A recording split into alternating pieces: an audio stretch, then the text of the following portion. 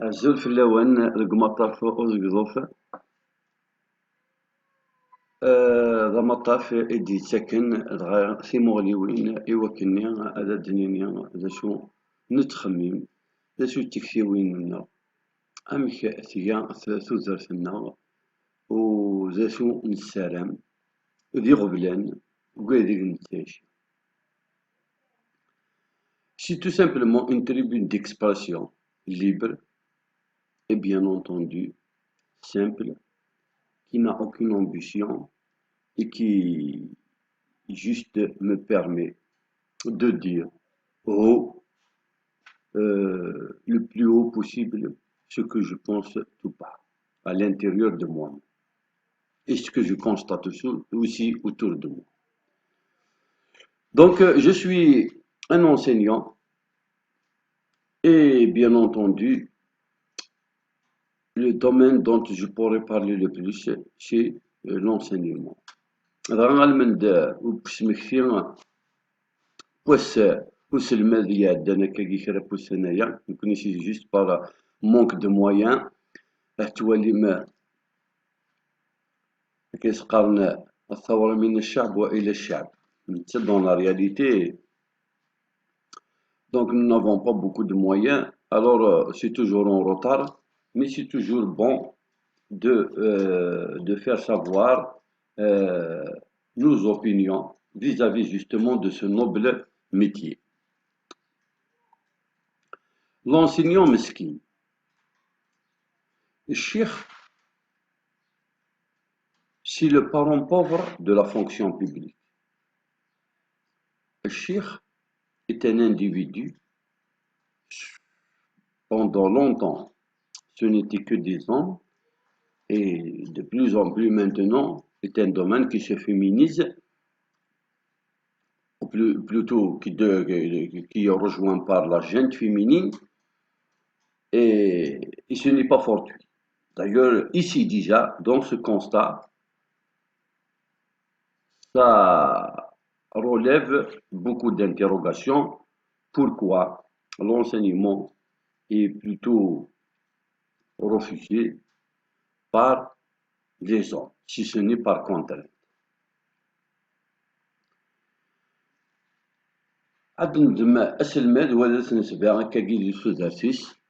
D'une façon très sommaire, nous n'avons pas les statistiques et vous allez vous rendre compte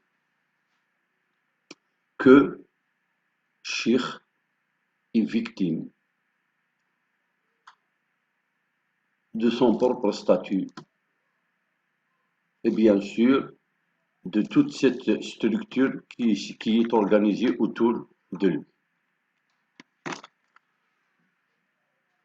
مازاليت ذا نرماد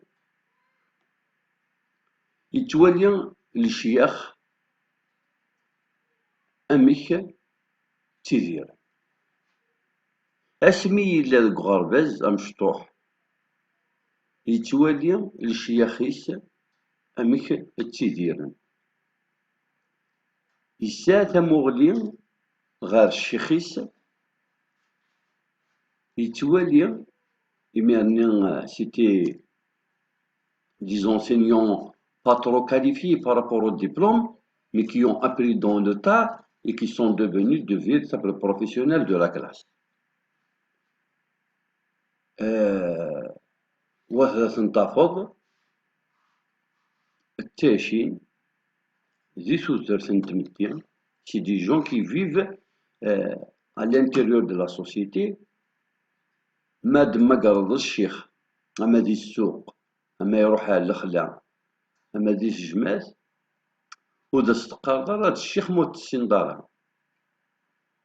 C'est des gens qui se fondent dans la société pour une simple raison, parce qu'ils n'avaient pas de quoi se faire valoir pour se distinguer ou tout simplement prendre des airs ou alors jouer les hautains. الشيخ مذلول سيزيك نشفى ديال الشيخنا هكاكيا هذا تيدمليلو avec des moyens rudimentaires, que ce soit sur le plan vestimentaire. الطفل يزداد داخل من اللاكول نغيزدغ أري مولانيس اللي قريب على روتراك أري يزمير هادي يبنو والتفض زاغن أمكانيس دي تمتين ذا مكان أمي يضر كل يوم مصوص أم خدام أم ستاجار أم أمي يضر كل يوم داشو باغ اكزومبل ان كوميرسون un artisan ou tous les autres et même un retraité.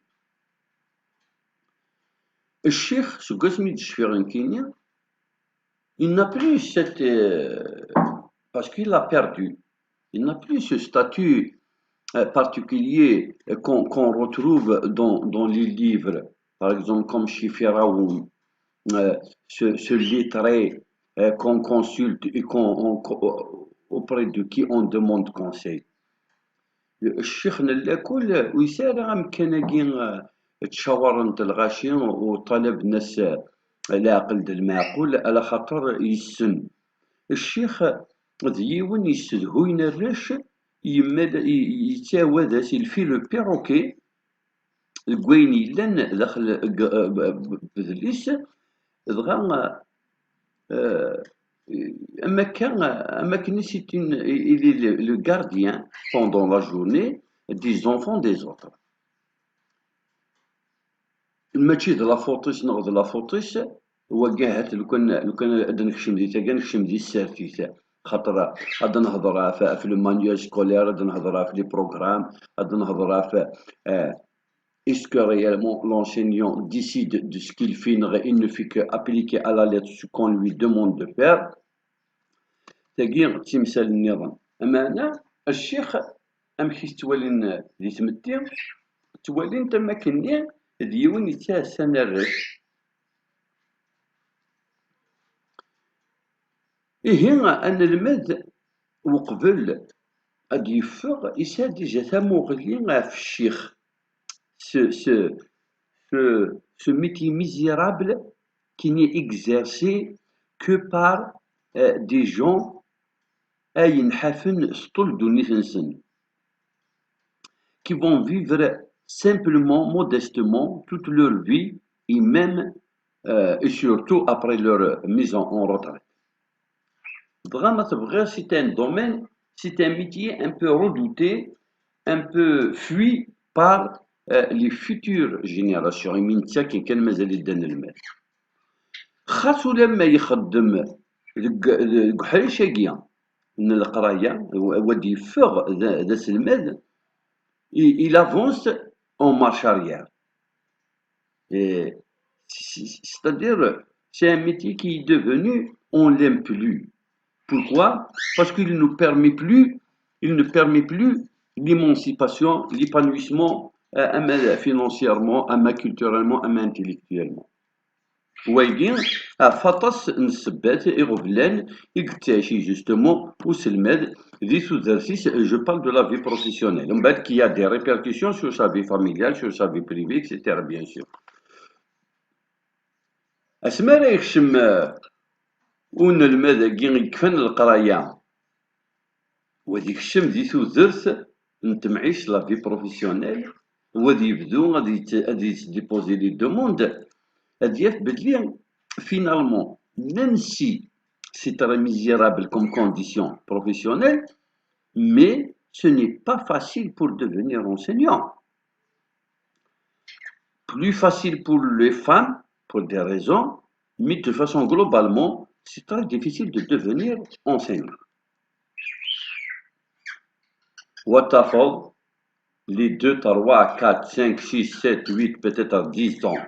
تمزوله سكاسمي يكفى القرايه الميدا سكوي كاع يبدو هادي يغاد الشيخ نصح الطافو يروى غادي ديبوزي لي ديبلومينس فوتوكوبي دوموند مانuscrite au point où on ne fait que des photocopies tellement on aurait rédigé des tas et des tas de demandes à monsieur le directeur de l'école Flaine, à monsieur le proviseur du lycée Flaine, à monsieur le directeur de CEM tel du collège tel, demande d'emploi, vacation, remplacement, etc., etc. Ce que endure l'enseignant pour avoir ses premières vacations, avec une carte مغاري Allah Rabbi César. C'est incroyable et c'est incommensurable. C'est incroyable comment les gens endurent. Je parle de la majorité, je ne parle pas des privilégiés, parce qu'il y a une loi qui dit euh, l'épouse de Flaine, la fille de Flaine, qui a un statut tel, qui travaille dans un domaine tel, dans tel, etc. C'est normal. Et oui, tout le monde sait pourquoi, etc. Ça, on revient à des raisons politiques et à comment fonctionne l'État. Mais la majorité de ce qu'ils appellent nous la plèbe, le peuple en général, les filles et les garçons souffrent le martyre pour décrocher. Il faut être au secret des dieux, savoir quand est-ce que madame va partir en congé de maternité, quand est-ce que monsieur va partir dans son entretien en Tunisie pour aller immigrer au Québec, quand est-ce que Flaine va finalement décider d'aller au sud et quitter son poste dans la région du nord, là où on habite, pour que lui, il puisse terminer sa carrière avec quand même un bon salaire en sacrifiant ses libertés, ses loisirs et l'épanouissement peut-être même de ses enfants parce qu'il peut habiter dans une région déshéritée où ما كاش مرافق عامة ما كاش تسلية et peut-être même le cadre de vie n'est pas forcément agréable mais pour avoir un salaire consistant. Donc on est là à la recherche avec son petit carnet et un nombre, une liste de numéros de téléphone pour chercher après qui va partir, qui va mourir, qui est malade, qui a une tumeur, qui est en congé de maladie, qui est en congé prolongé et qui est en départ de congé à vie, c'est-à-dire longue maladie. Et on est obligé de connaître tout le monde au niveau des institutions qui sont concernées par les recrutements. Nous sommes obligés d'aller, bien entendu, faire le lécheur. Tu vas lécher les bottes, lécher les souliers, lécher maintenant, puisque c'est les femmes qui sont aux commandes, lécher les belles chaussures de femmes, les sabots, toutes ces dames qui sont derrière les bureaux et qui font office de chef de service et de chef de bureau et qui recrutent quand ils veulent et qui cachent les postes quand ils le veulent aussi. Et au bout de quelques années, je ne voudrais pas être vulgaire ni insolent pour ne pas parler du particularisme des femmes, ce que les femmes sont obligées de faire pour se faire recruter, mais on va les aligner. Allez, par féminisme, on va dire les hommes et les femmes souffrent pour avoir une vacation et au bout d'un certain temps, elles se font accepter et ils ont leur petite vacation. Pendant la vacation, nous sommes à la merci du directeur. Nous sommes à la merci de celui qui nous a recrutés. Nous sommes à la merci de l'enseignant avec lequel on a la même matière, donc il est forcément responsable de la matière. Nous sommes à la merci éventuellement de l'inspecteur parce qu'il peut venir chez le titulaire et il peut jeter un coup d'œil sur ce qu'on fait. Et bien sûr, nous sommes à la merci des aléas. Dit que quelqu'un de mieux que nous, de pistonner, veut ce poste qui vient de se libérer, nous nous rendons compte que nous sommes ni des êtres humains, ni des enseignants. On fait office, nous sommes comme ça des êtres humains, des enseignants, mais réellement nous sommes que des fusibles. On nous enlève et on nous jette là. On nous met pas ailleurs. On nous jette. Nous sommes que des vacataires, nous n'avons aucun dawa. Et on y est remplacé. Donc chaque soir, le vacataire est celui qui prépare les meilleures fiches. Celui qui arrive tout le temps avant l'heure, parce qu'il n'a pas le droit à l'erreur. Il pense qu'il est surveillé par tout le monde. Avec le manque d'expérience, avec des malades sans doute, parce qu'il ne sera pas encadré en même temps. La loi ne lui donne aucun droit. Il n'y a personne qui est obligé d'aller aider le vacataire. Parce qu'il n'est là que pour un contrat bien déterminé. 3 mois, un congé, une maladie et il part. La solution donc c'est quoi? C'est de cravacher sans relever la tête jusqu'au jour où on nous dira une chance sur 1 milliard. Finalement, madame a décidé de prolonger son congé et on continue. C'est par miracle. Sinon, qu'on nous dise, au fait, demain, l'enseignante que vous venez de remplacer va revenir. Donc, nous vous remercions pour ce que vous venez de faire. Votre salaire, vous le recevrez dans 9 mois à la fin de l'année et sans doute par tranche. Mais ne vous inquiétez pas, nous avons votre chèque, nous avons votre numéro de CCP. Et vous allez disparaître comme si vous n'êtes jamais passé par là. Et nous sommes toujours dans les institutions publiques. Hein. Bon, chez le privé, je sais ce qui se passe, c'est de l'esclavagisme, etc. Mais là aussi, c'est politique.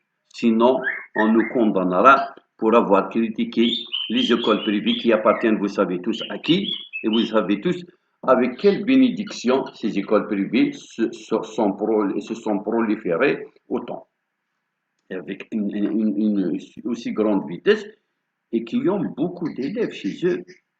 Et qui sont ces élèves? Ils appartiennent à quelle catégorie sociale? Et quels sont ces gens qui envoient leurs élèves chez les écoles privées? Alors sinon, c'est des sujets qui passent. Et tout le monde sait que c'est celui qui va me condamner, c'est celui qui va venir me minoter, qui est peut-être dans le petit vacataire ou la petite vacataire. Donc, disparaît dans la nature pour peut-être 2 ans, 3 ans, ou alors à vie. Il se rappellera une fois mère, peut-être grand-mère, qu'il avait essayé de travailler, il a eu même une vacation un jour. Ou alors, les plus chanceux, au bout d'un moment, ils retrouveront une vacation. Sans doute loin de chez eux. Sans doute des horaires les plus, disons, contraignants. Contraignants pourquoi? Parce que généralement, les plus anciens, donc les plus favorisés par leur direction, ont le meilleur emploi du temps. Alors le vacataire ou le remplaçant, il a toujours le plus grand nombre d'heures et puis surtout les horaires les mal situés sur le planning journalier. Tu es obligé d'arriver par exemple tôt le matin, peut-être à rester jeudi après-midi, avec des classes turbulentes, etc. Mais s'il décroche et que au bout de 2 ans de vacations, et peut-être même au bout de 2 ans, il n'est toujours pas rémunéré pour ce qu'il a fait, parce qu'on ne compte que les heures.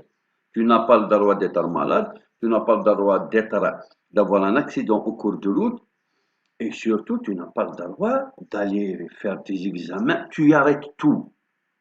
Pour les femmes, tu n'as pas le droit même d'accoucher ou d'envisager de porter un enfant.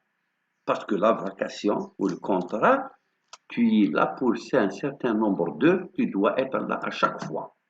Pour honorer cet engagement, c'est un contrat. Sinon, le directeur a le droit de te remplacer à n'importe quel moment. Mais pour le peu d'entre eux qui auront la chance de travailler à nouveau, et tirant les leçons du passé, ils sont obligés donc de prendre cette fois-ci non pas une brosse ou lécher, ils vont ramener les 2 brosses.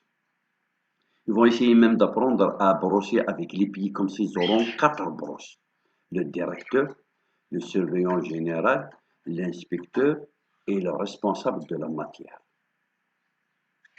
Et tu vas brosser toute la journée. Brosser, brosser. Au point que tu ne sais même pas est-ce que tu es là pour plaire au responsable ou alors tu es là pour faire une prestation pédagogique, donc scientifique, éducative, auprès de ce que nous appelons les apprenants. Parce que cette catégorie, on oublie son rôle et on oublie que nous sommes là pour eux, contre eux. on réfléchit à l'atmosphère pesante dans laquelle nous vivons, à l'intérieur de la salle des enseignants, à l'intérieur des locaux de l'administration, et puis nos relations avec nos vis-à-vis. Sans oublier le grand partenaire, qui est devenu maintenant depuis au moins 20 ans le numéro un, qui décide de tout, la Fédération nationale des parents d'élèves. L'association, le président de l'association de parents, il peut être même fictif, peut être fantoche, ça peut être une auto-nomination. Ça peut être le directeur qui ramènerait 2 3 parents d'élèves pour les nommer et faire semblant de créer une association. Devant l'absentéisme et l'abandon et, j'allais dire, de responsabilité de la part des parents, on peut faire, et bien entendu, donc cette association, elle pourrait être manipulée. Si le président de l'association de parents d'élèves a des intérêts, par exemple, ses enfants ne sont pas trop bons en classe, donc il demande à chaque fois la faveur de les pousser un peu, de leur ajouter le petit point qui manque pour avoir la moyenne, il sera donc à la merci de ceux qui feront de lui ce qu'il veut. Il aura donc ce petit vacataire ou alors maintenant stagiaire, aussi un cinquième partenaire qui ne connaîtra jamais, mais qui sera une menace permanente parce qu'il peut être manipulé et utilisé et instrumentalisé à n'importe quel moment contre lui. C'est l'association de parents d'élèves.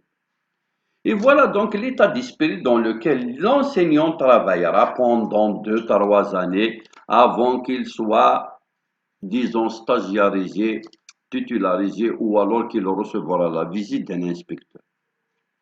Cette visite sera décisive dans sa carrière. Alors l'inspecteur, il le verra comme on voit le ciel. Monsieur ou madame nous honorera de sa présence. On peut ne rien apprendre de la visite de l'inspecteur. Parce qu'on peut avoir un inspecteur qui ne nous apprend pas grand-chose. Mais l'essentiel dans une visite, enfin en théorie, ça ne devait pas être là. Mais je parle de la réalité. Ce n'est pas aussi avec tout le monde. Mais la réalité, puisqu'on parle business, quand l'inspecteur vient, tout ce qui nous intéresse, ce n'est ni les critiques. Tant qu'ils sont verbales, il peut toujours dire tout ce qu'il veut, peut même nous insulter. L'essentiel, c'est à la fin. Doit-on garder cet individu ou doit-on le chasser? Parce que l'inspecteur a le droit de te faire démis de tes fonctions, donc de te relever, parce qu'il juge que tu es incompétent et que tes résultats sont décevants. Les critères, les paramètres, etc. Là, ce n'est ça relève de la linguistique, ça relève de la phonétique, ça relève aussi de la psychopédagogie, etc., de la didactique. Mais il peut être un bon inspecteur, il peut être mauvais, mais l'enseignant, son état d'esprit, il voit l'inspecteur comme étant celui qui va le condamner ou celui qui va le libérer. Et il va donc lui dire, tu peux continuer et je reviendrai te voir. Et il aurait donc pensé, cet enseignant ou cette enseignante, qu'il vient d'embrasser une carrière d'enseignant ou d'enseignante qui va durer jusqu'à l'âge de 65 ans, c'est-à-dire au-delà de toute logique. Parce que un enseignant, il n'y a que ceux qui n'ont pas enseigné qui ne pourront pas comprendre ça. Mais si tu enseignes déjà une semaine, tu comprendras que tu ne pourras jamais aller au-delà de 25 ans. Et je parle des meilleurs d'entre nous, les plus résistants, ceux qui ont de la personnalité et de la persévérance, du tempérament, ce qu'on appelle « Ah, il a l'esprit large, il peut supporter ». Ceux-là ne doivent pas dépasser déjà 25 ans. Que dira-t-on de ceux ou de celles qui sont nerveux, qui n'ont pas le tempérament, qui n'ont pas la personnalité, qui n'ont pas le savoir, ni la culture, ni la persévérance? Parce que l'enseignant, il est au milieu d'une logique, d'une spirale où il est la cible de plusieurs responsables. Et puis, la logique de l'éducation fait que de plus on fait du mal à l'enseignant, de plus on est promu. Du moins, on manifeste qu'on fait notre travail. C'est incroyable comment l'enseignant est l'objet et de la matière à partir de laquelle tous les autres responsables que je venais de citer se font valoir auprès de l'administration, comme quoi on travaille. Alors l'enseignant doit être, de toute la fonction publique, celui qui doit arriver à l'heure. Parce que les élèves n'attendent pas, c'est pas comme un travailleur dans une usine ou dans une administration, c'est du papier, c'est des machines, et on peut toujours rattraper, quitte à rester. Mais un élève, si on rate 8 heures, 9 heures, ne peut pas les reprendre de 5 heures, 6 heures. Donc la ponctualité, nous sommes ceux qui sont censés être les plus ponctuels. Les contraintes à l'intérieur de la classe. L'enseignant, désormais, depuis 15 ans, personne ne le dit parce que c'est honteux, donc on préfère le cacher, mais ce qui se passe dans la classe, il n'y a que l'enseignant.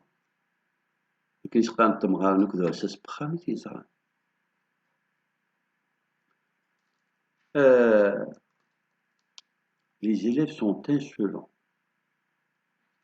On leur demande de faire quelque chose et ils ne le font pas.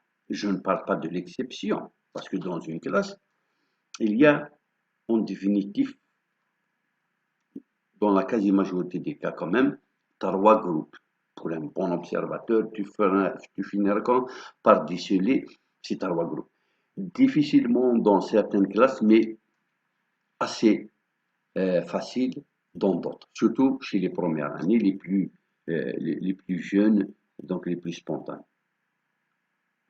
Les bons, ils sont généralement minoritaires. Ils sont identifiables dès les premiers jours, le deuxième jour. Ils ont les moyens. Ils sont en grand. Si tu as une bonne classe, ils sont les plus nombreux. Et c'est cette catégorie qui va jouer sur le destin de cette classe. Ils sont travailleurs, mais sont tentés par la fainéantise et le bavardage. Ils sont moyens dans leurs acquis, leur profil d'entrée dans le niveau. Tu as par exemple les premières M dans le collège. Ils ont un savoir moyen. Si on s'investit correctement et convenablement, voilà donc une tranche, une partie, un groupe, un sous-groupe qui est très, très intéressant dont on devrait s'occuper. Et puis, il y a le troisième sous-groupe qui sont les moins bons, c'est-à-dire ce qu'on appelle fréquemment les mauvais élèves. Ceux-là, il leur faut plus de moyens. Nous devons nous investir plus avec une pédagogie différenciée. Donc, beaucoup plus de temps. Je suis sûr que cette catégorie, personne ne pense. La preuve, c'est que nous avons des horaires, nous avons un programme, nous avons un manuel qui fait de sorte à ce que on ne peut pas s'offrir le luxe, puisque c'est devenu un luxe, de s'occuper de ceux-là. Alors on les gère avec la complicité de tout le monde. On fait semblant de les avoir comme élèves. Eux, ils font semblant de s'attabler, mais réellement, ils ne nous appartiennent pas. Et malheureusement, malgré nous, on ne leur appartient pas. Puis à une heure, tu dois faire un cours avec une classe de 40 élèves. Quand est-ce qu'ils vont lire? Combien ils vont lire? Et chaque élève aura droit à combien de secondes par séance? C'est une affaire, c'est une opération de calcul mental, c'est très facile à trouver. Avec un cours, avec des exemples, avec un exercice, pourquoi pas, etc. Donc, cette catégorie de bavards, d'insolents, de mal élevés, parce qu'on a toujours dit Non, l'élève n'est qu'une victime. Oui, mais il est victime de ses parents. Mais à partir de 15 ans, l'élève peut être responsable de ses agissements. La loi, qu'est-ce qu'elle dit? On ne peut pas exclure un élève avant 16 ans, avant 17 ans, selon le palier. Et puis, on voit des enfants de 14 ans s'attabler, parce qu'ils ont refait l'année plusieurs fois, s'attabler avec des enfants de 12 ans, de 10 ans. Et là, il y a un problème. Ils n'ont ni le même âge, ni les mêmes centres d'intérêt, ni la même personnalité, ni la même biologie. Un garçon qui est presque un homme sur le plan hormonal, sur le plan corporel, il peut penser à des choses que le petit gamin de 10 ans, de 11 ans qui vient juste, qui est le crack au primaire, qui vient de passer, va se retrouver un peu étranger dans un milieu où c'est des enfants de 16 ans qui font les chefs, les durs. Alors, les affaires, regardez la logique. On a inversé la logique des années 60. Celui qui participera, celui qui va répondre à la question avec l'enseignante qui vient de me frapper, je vais le frapper dehors. Alors l'enfant ne va pas te le dire. Toi, tu rentres en classe et tu crois que tout le monde sortait de chez lui.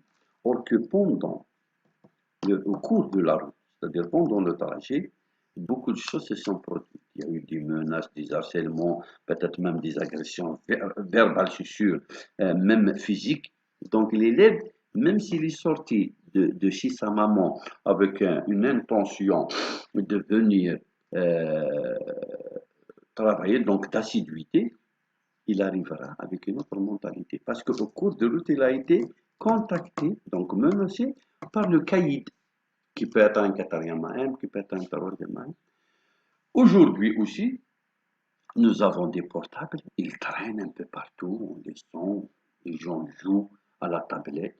Il n'y a aucun fonctionnaire qui est envoyé par les institutions et qui devait s'occuper de ça.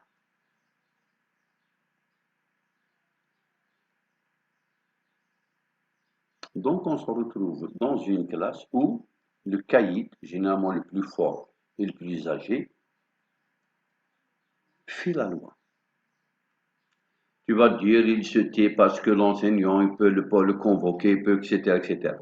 Quand on convoque les parents, ils nous disent, nous ne pouvons rien contre nos enfants, ils nous battent. Alors, un parent qui te dit, أثناء غورك خدمتك كي هو شتي الشيخيش أين تخدمت نكون نقبل. C'est-à-dire, tu peux aller même l'agresser. Ça, c'est un mensonge. C'est une fuite devant la responsabilité parce que si jamais l'élève est blessé, le parent n'aura pas la même attitude. Et tu ne retrouveras plus la même personne. Tu vas te rendre compte que finalement, le parent t'a chanté une chanson, mais dès qu'il y a agression physique, il y a rapport, donc il y a peut-être emprisonnement, il se frottera les mains de te voir partir d'ici parce que de toute façon, tu ne seras jamais l'enseignant idéal pour son enfant puisque tu as des problèmes avec lui. Lui, ce dont il rêve, c'est d'une enseignante docile, passive, qui accepterait à ce que cet enfant donc fasse le boulot, le dur en classe et la moyenne dont il a envie pour qu'il termine ce cycle moyen en beauté, avec plus ou moins une moyenne, même s'il n'est pas admis au lycée, mais il aura au moins la moyenne avec laquelle il sera dans un centre professionnel, puisque la majorité des élèves on a parti comme ça, ils nous le disent. On leur dit la question suivante, ils nous répondent. On leur demande, mais pourquoi vous êtes là puisque vous ne voulez rien faire? Et vous êtes en train de perturber et de briser l'avenir des autres. En te faisant la morale, je suis en train de perdre des minutes précieuses au détriment du cours, au lieu de multiplier des exemples. Il te dit, ce n'est pas ma faute, moi je voudrais plus te voir ni venir. C'est mes parents qui m'obligent. Il y a même un parent qui m'a dit en lui disant, mais ton fils, c'est une calamité, bien, il doit être, il doit être dans une camisole. C'est incroyable, c'est un agresseur. Il a troué toute la table. Il, il, il a des ciseaux, le compas. S'il arrive à se fabriquer une arme blanche, il peut la faire aussi. C'est incroyable. Il est dans une dépression quand même assez profonde. Il a besoin d'une attention, non pas de celle d'un enseignant, mais de celui d'un spécialiste de la santé mentale. Et c'est normal. On peut le reprendre dans 3 mois, dans 5 mois, dans une semaine, mais pas dans cet état-là. Qu'est-ce qu'il était? Et je l'ai laissé à la maison. Je ne voulais pas qu'il revienne cette année. C'est sa mère qui ne peut plus le supporter. Alors on l'a réinscrit. C'est-à-dire, la mère est pourtant, bon, les pères, ça fait longtemps qu'ils ont abandonné. La mère ne peut plus supporter son fils. C'est la maman. Alors, qu'est-ce que vous voulez qu'un enseignant, un pauvre enseignant qui fait sans doute 80 km pour venir travailler, déjà, s'il arrive, déjà, il mérite sa journée. Avec tous les aléas du transport. Les enseignants, nous sommes le seul secteur indien. Les œuvres sociales, on ne nous accorde pas ni ceci, ni cela. Ah, il y a l'affaire des œuvres sociales.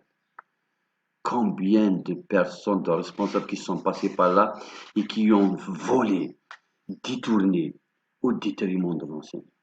Quand un enseignant, moi je me rappelle, j'ai acheté un congélateur, je n'avais pas le choix, c'était dans mes débuts, enfin pas vraiment, mais pour des raisons sociales. Je devais acheter donc Internet, mais pas facilité. Je payais chaque mois 5000 dinars, je pense. Ils ont atteint la somme. Ils ont fait semblant d'oublier pour me retirer de mon salaire toujours la même somme et j'ai donc payé 3 fois ou 4 fois le même appareil. Je n'ai jamais été remboursé. Parce que si tu te rends compte, c'est bien, donc si tu te rends pas compte d'abord, tant mieux pour eux. Sinon, ils arrêtent quand ils auraient senti qu'ils t'ont spolié suffisamment d'argent.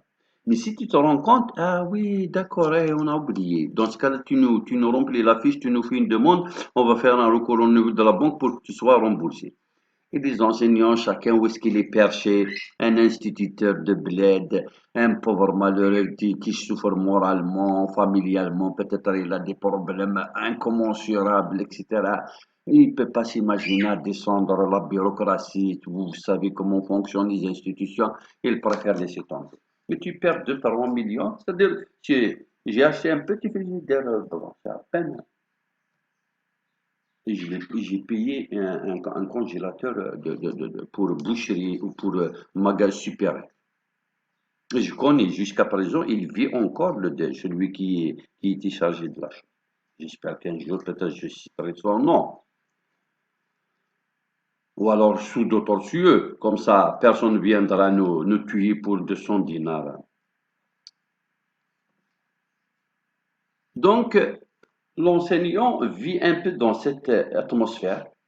Il est acculé, il est surveillé, il est attendu au tournant par plusieurs personnes morales, parce qu'ils ont de portent la responsabilité et parce que cet enseignant dépend d'eux.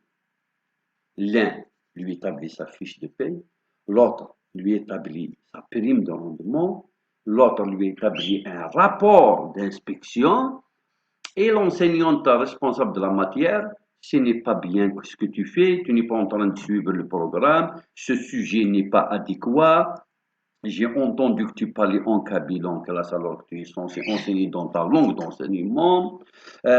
Pourquoi tu es trop proche des élèves? Pourquoi tu es trop loin des élèves?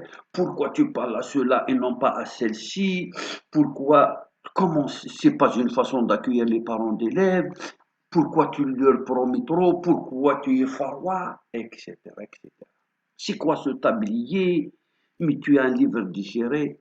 C'est la responsable de la matière parce que il se voyait déjà, il se dit, moi je deviendrai inspecteur et c'est comme ça qu'on doit apprendre pour réussir, à mater, à dominer, à réduire, à intimider. Et il croit que c'est comme ça. Si jamais tu fais valoir tes droits, c'est là où commenceront les problèmes. Pourquoi? Parce que ce n'est pas seulement un enseignant comme toi à qui tu as affaire. À la limite, vous pouvez même sortir dehors et finir ça avec une petite bagarre, si c'est un homme encore. Le problème, c'est que tout le monde est épaulé. On est enseignant, d'accord, mais qui est mon père? Qui est mon mari? On est directeur d'abord, mais d'abord, mais comment? Et c'est une question de relation. Donc, en dehors de l'institution de l'éducation, les véritables ficelles, ils sont là. On est tous enseignants, d'accord. Ici, bonjour, comment vous allez? Alors, où est-ce que vous êtes arrivé? Séquence de ah, très bien. Et l'exercice, vous avez donné quoi? Ah, bien sûr, oui, oui. Non, je pourrais les avoir l'après. Tout ça, c'est de la littérature. Mais au fond, les véritables pesanteurs, c'est dehors. On peut compter sur qui si jamais ça tremble. Et finalement, l'école n'est que des jouets et que les véritables manipulateurs sont dehors.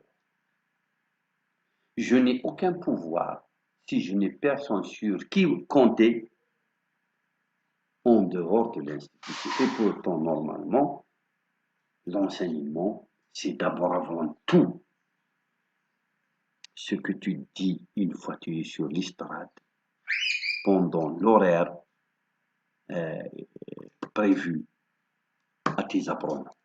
Et surtout, l'idéal, ce que les élèves ont retenu de ce que tu as dit, dans la méthode, dans la démarche, dans les exemples, etc.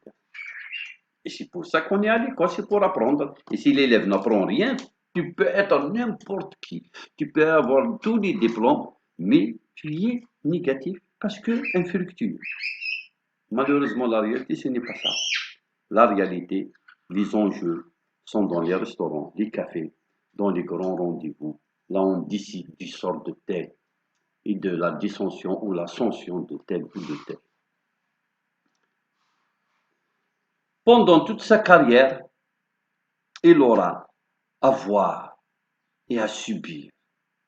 Il verra des vers et des panneaux autour de lui. Pourquoi moi je dois surveiller le bac et non pas l'autre? Pourquoi moi je dois prendre les élèves difficiles et pas l'autre?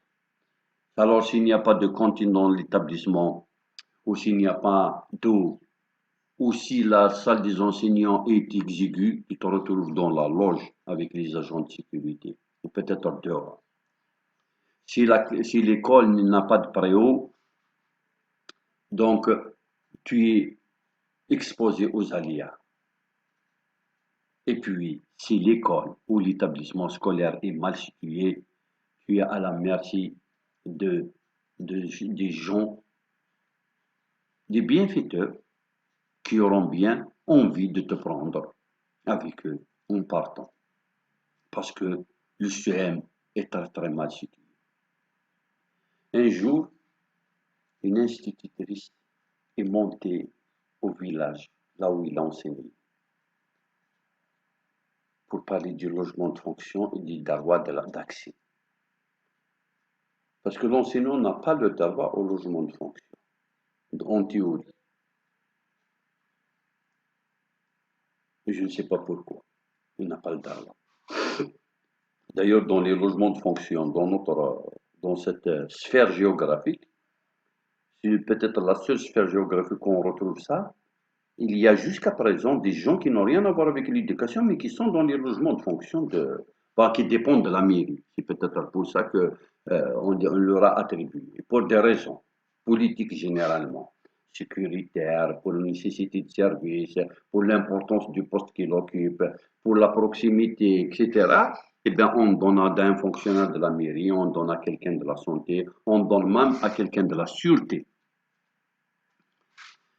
Et comme ça, les écoles ont été occupées par des gens autres qu'eux. Alors, cette petite institutrice, en montant comme ça, montait vers l'école où il travaille. Un gaillard de plus de 50 ans, très bien portant, qui n'a rien à voir avec l'enseignement, mais qui, quand même, occupant de peut-être le seul ou l'un des rares logements de fonction dans cette école, elle, il était déjà épuisé Il commençait normalement à 10 heures. C'est après la récréation qu'il commence son emploi du temps ce jour-là. J'ai assisté à cette scène mémorable. Il a levé la main tout en sueur. Là. Il a sans doute les vêtements collés à sa peau de sueur. Et lui, avec un tricot de peau comme ça, très, très.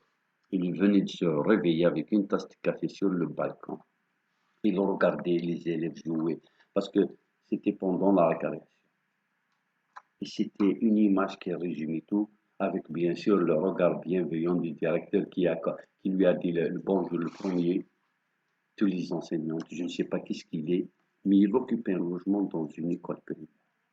Alors que l'enseignant, celui qui enseignait les élèves, n'avait pas le droit. Parce que cette jeune fille, au lieu d'aller immigrer au Canada, si on lui avait donné ce logement, peut-être que son prétendant aurait eu le courage de venir demander sa main auprès de son père parce qu'ils auraient où habiter.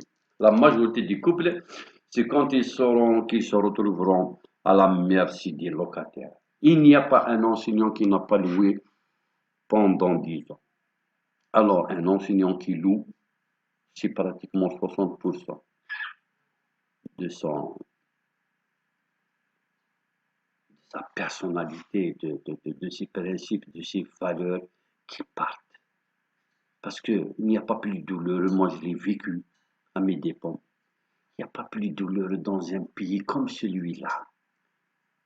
On n'est pas nombreux si c'était vraiment de la justice qui s'appliquait dans cette institution. On devait avoir tous droit à un logement, ou du moins des facilités. Ce n'est pas en 2016 qu'on va nous promettre 1 million de logements.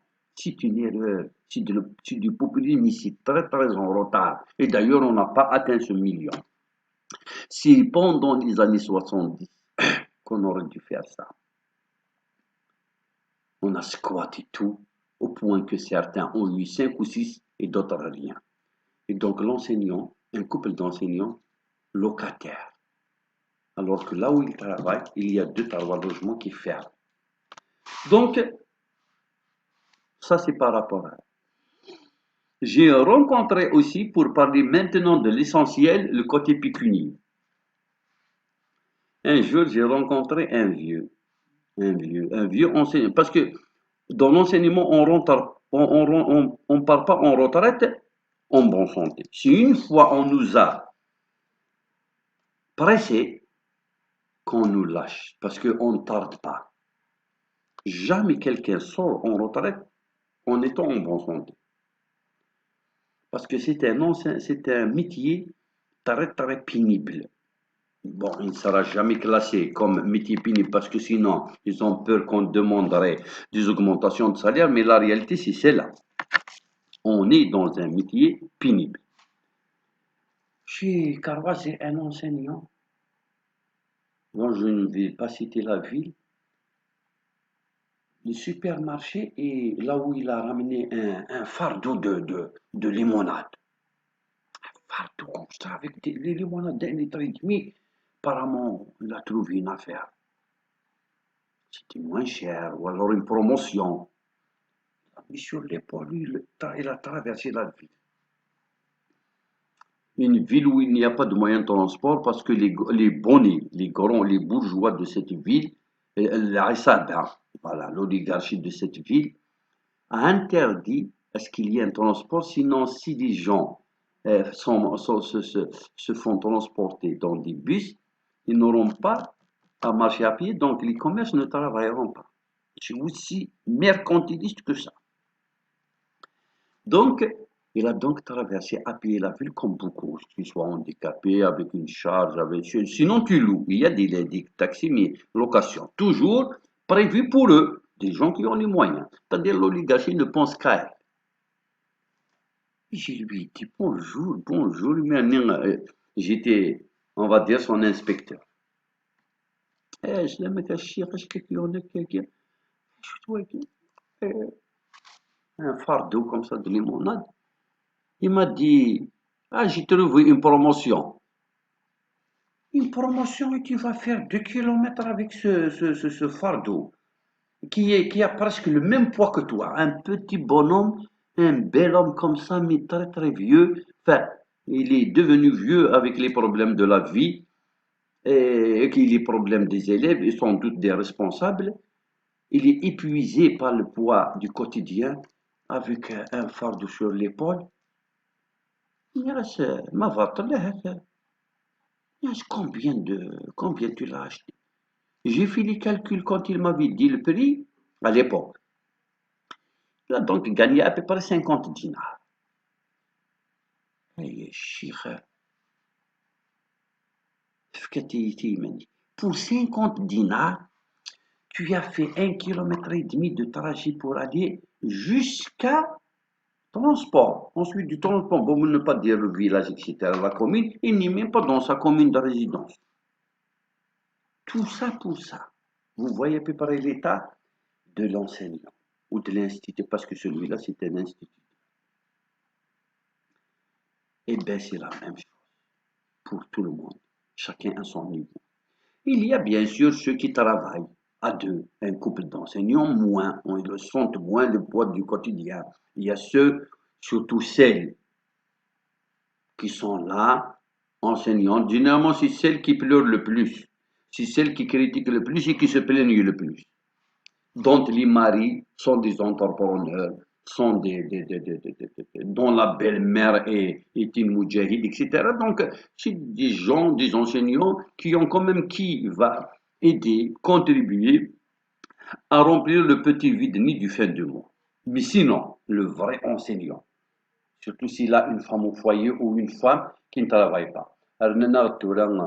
La pension, la femme qui ne travaille pas. Mais si le mari travaille, c'est comme s'il travaillait, donc il ne recevra rien. C'est là l'histoire, la retiendra. Mzrouy et de Dishfou. Et Wigez, comment ils ont pu établir ça?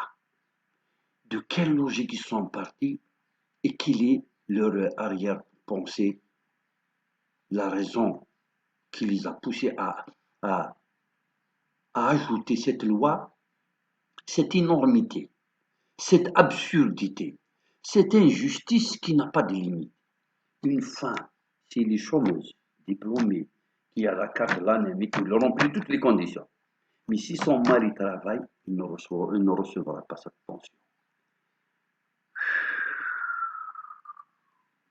Alors, c'est au-delà de l'impardonnable. Donc, pour le couple qui travaille plus ou moins, mais sinon pour quelqu'un qui travaille tout seul, c'est vraiment pénible.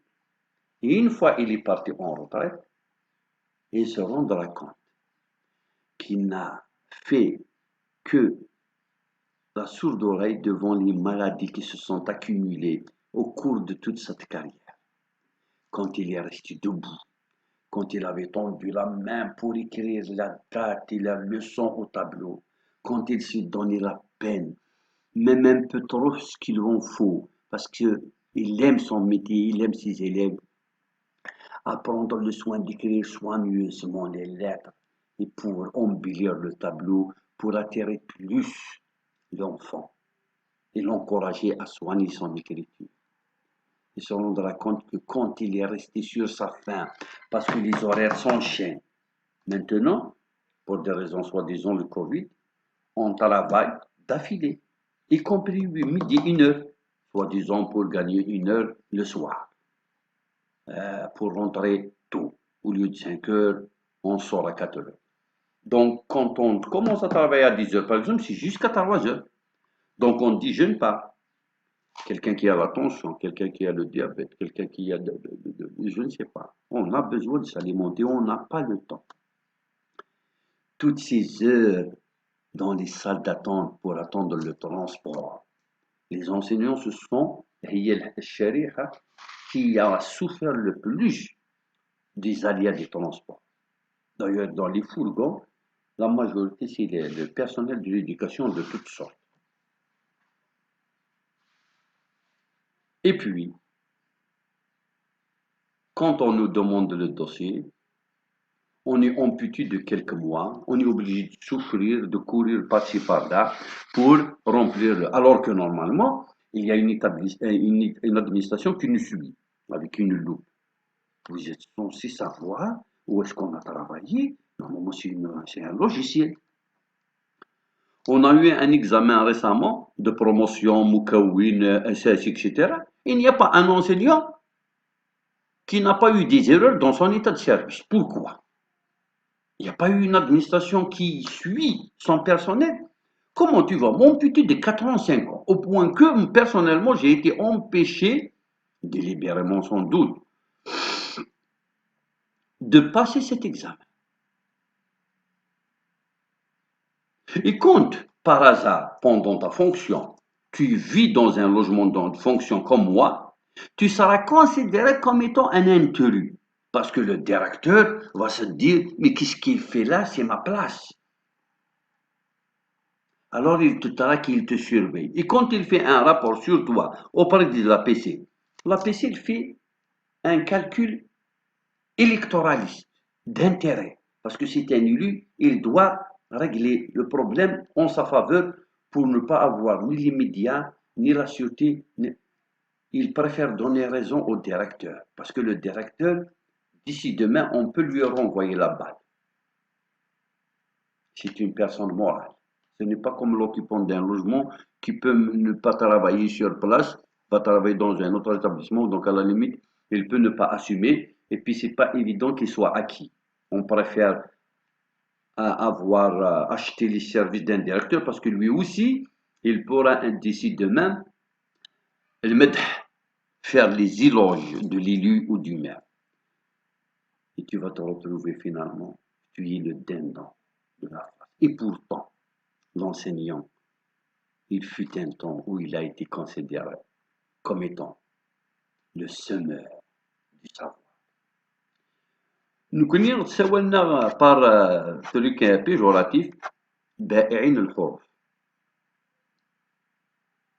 Au lieu de dire le porteur du savoir, le donneur du savoir, سوينا بائعين الحروف. Pourquoi? Par référence à toutes les grèves que les enseignants font pour avoir une augmentation dans le salaire. Tout ce que.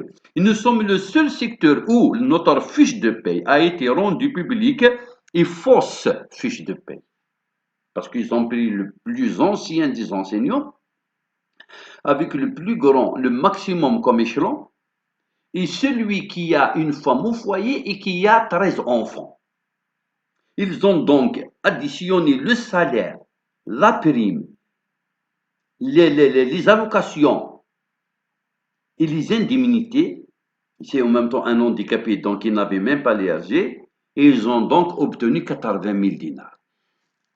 Ils ont payé un déjeuner pour un journal dont le journal est connu, il est encore, il apparaît jusqu'à maintenant. Il leur a publié un article, voilà l'enseignant qui préfère nous tromper et prendre en otage nos enfants en rentrant dans des grèves cycliques, voilà combien il touche. Un PES en fin de carrière, avec un maximum comme échelon, donc s'il était à la 12 et puis il avait une très bonne note, etc., le maximum, l'idéal, un cas presque exceptionnel, ils l'ont affiché, ils ont dit, voilà combien touche un enseignant. 99% des enseignants. D'abord, on n'est pas au lycée. Le plus grand nombre, il est au primaire et au CM. Deuxièmement, personne n'est à la deuxième parce que quand on est à la deuxième, on peut pas partir en retraite. Donc, ils sont combien? Ils sont très minoritaires. Combien d'entre nous ont 13 enfants, etc., etc.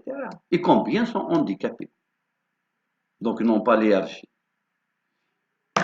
C'est pour ça que l'enseignant, c'est le parent pauvre et c'est le parent détestable et détesté.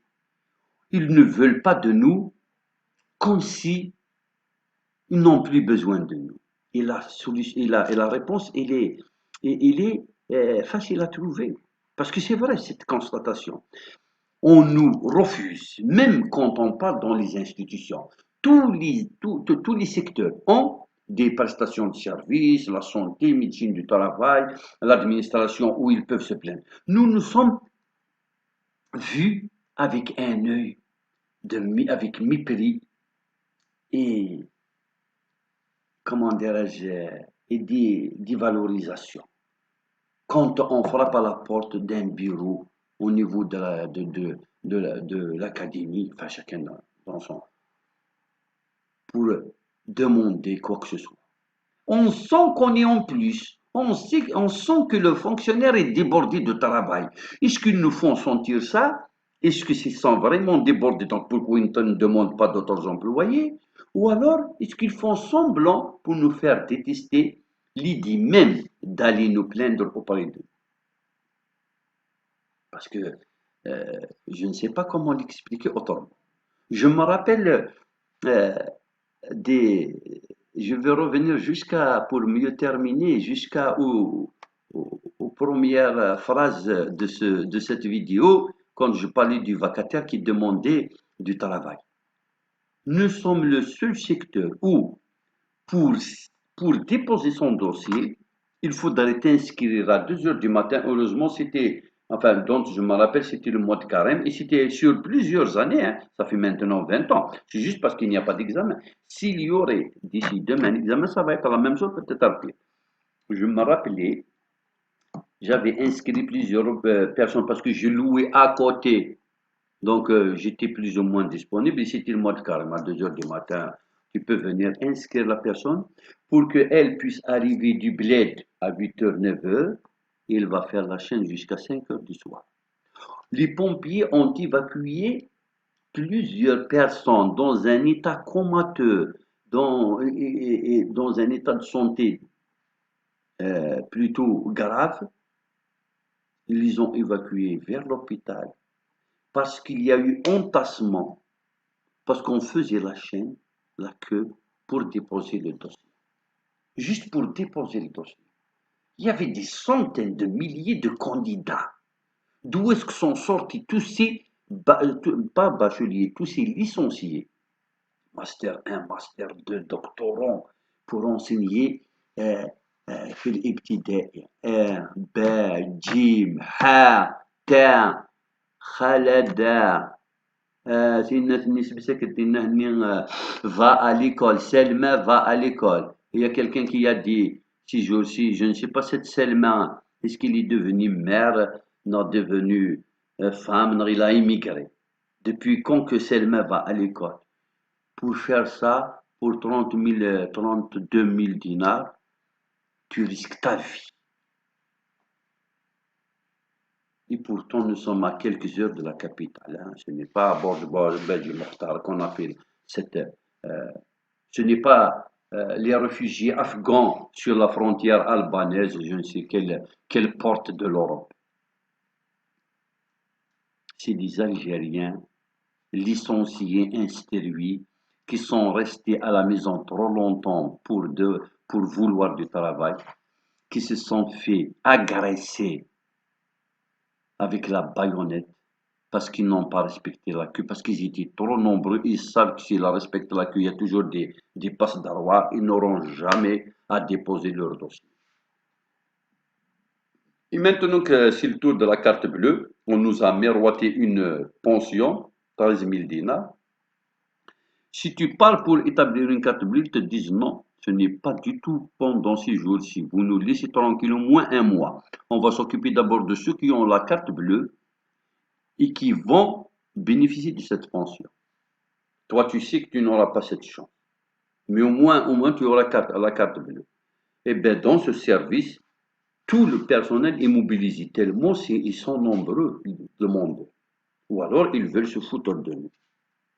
Dans un cas ou dans un autre, les chômeurs sont encore chez eux. Les femmes mariées qui ont des enfants, au moins, ils ont une raison d'être. Ils élèvent leurs enfants. Et les garçons, on les pousse au pire. Comment voulez-vous condamner quelqu'un dans un tribunal pour avoir volé? Lui qui a 40 ans, qui a un master 2 et qui n'a jamais travaillé avec son diplôme parce qu'il n'a jamais eu d'opportunité. Il faudra répondre à cette question. Donc, l'enseignant, c'est vraiment quelqu'un de misérable. C'est quelqu'un de... il y a quelqu'un qui a dit, et je pense que comme conclusion, il n'y a pas pire. On était en assemblée générale de village. Bon, dans un village, parce que moi j'ai fait le tour de la Kabylie, etc. Donc dans un village là-haut, dans l'un des nombreux villages dans lesquels j'ai habité. Moi j'étais loin, j'étais pas vraiment, j'étais le fils adoptif, j'étais pas du village. Donc au cours de la discussion, il faut choisir un tamen, donc un coordinateur, un président du comité. Et les gens, comme ça, ils se sont dirigés, les regards se sont dirigés vers, parce que dans la culture kabyle, euh, c'est les autres qui doivent normalement nous désigner. C'est pas bien de se proposer. C'est mieux.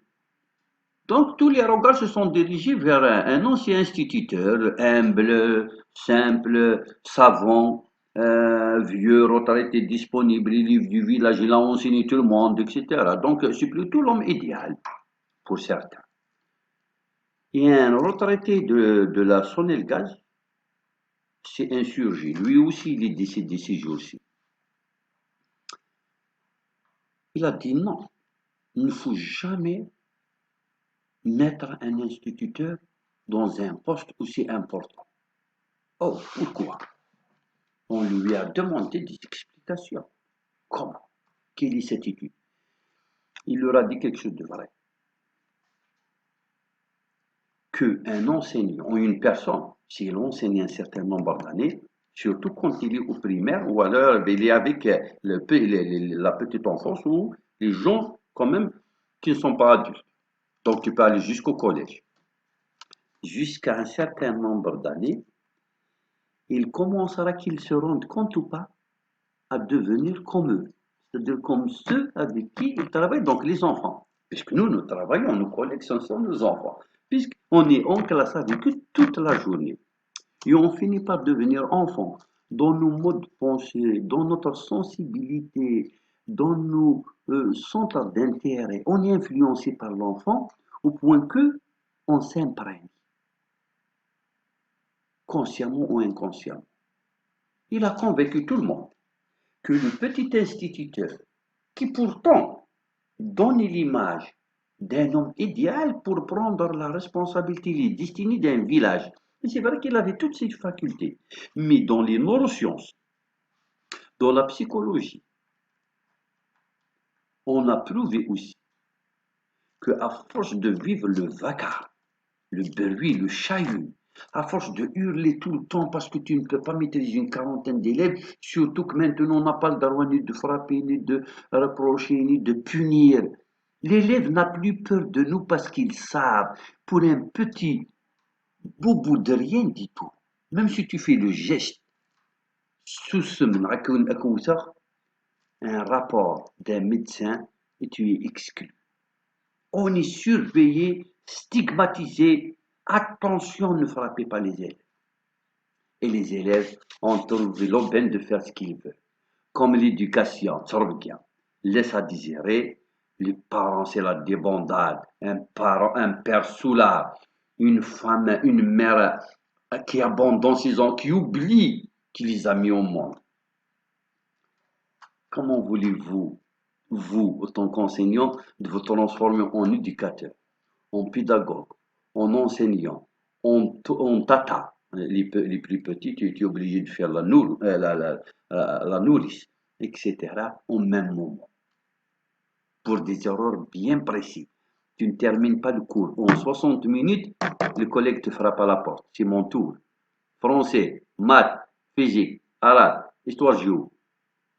L'enfant est victime, l'enseignant est victime, le parent trouve l'aubaine, il profite parce que il peut toujours responsabiliser. D'ailleurs, c'est comme ça qu'ils nous disent.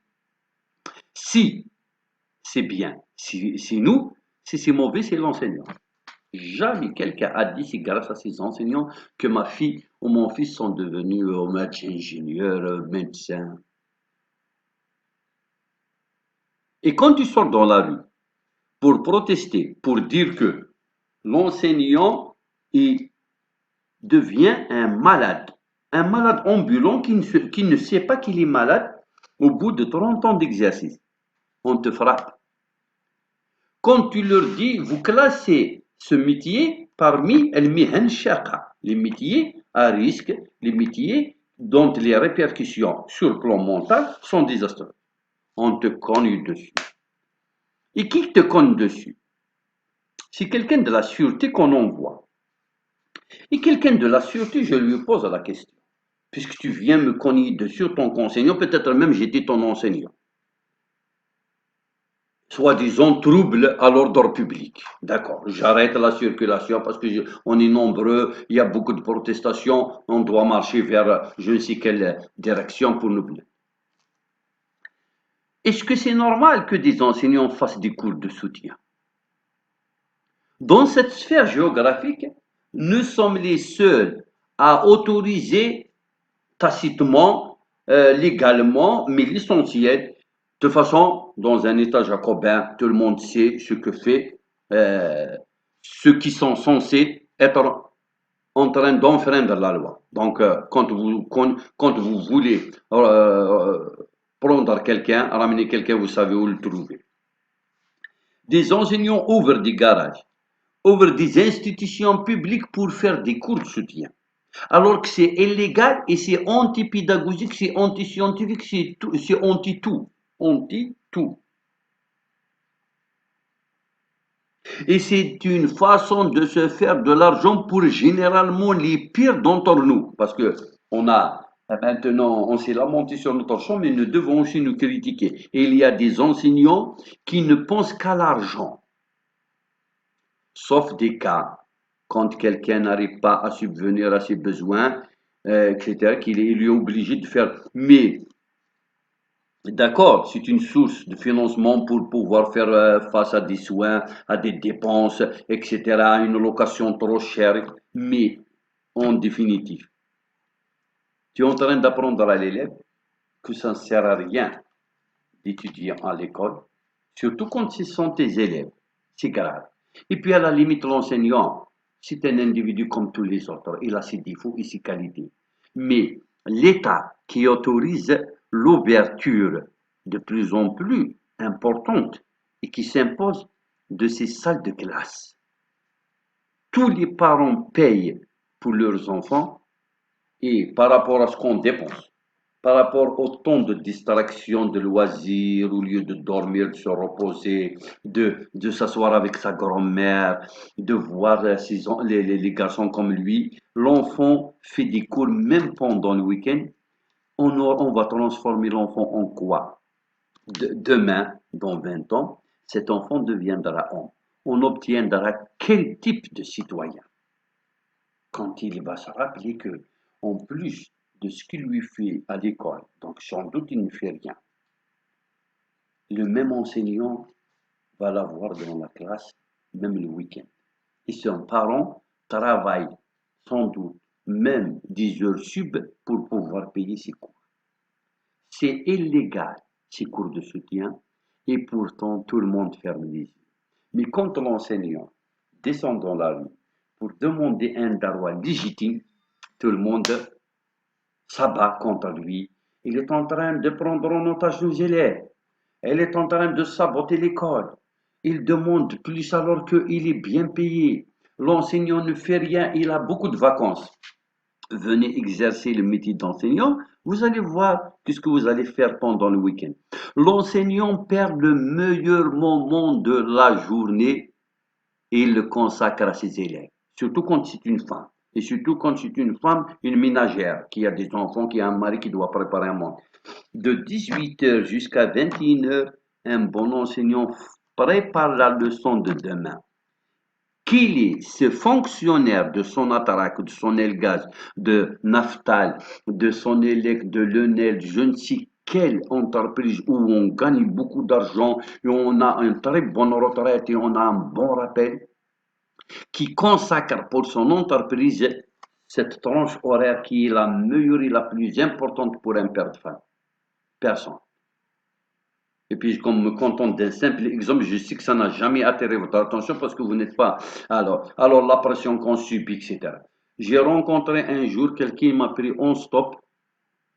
Il m'a dit comment, dans son administration, on leur calcule la prime de rendement.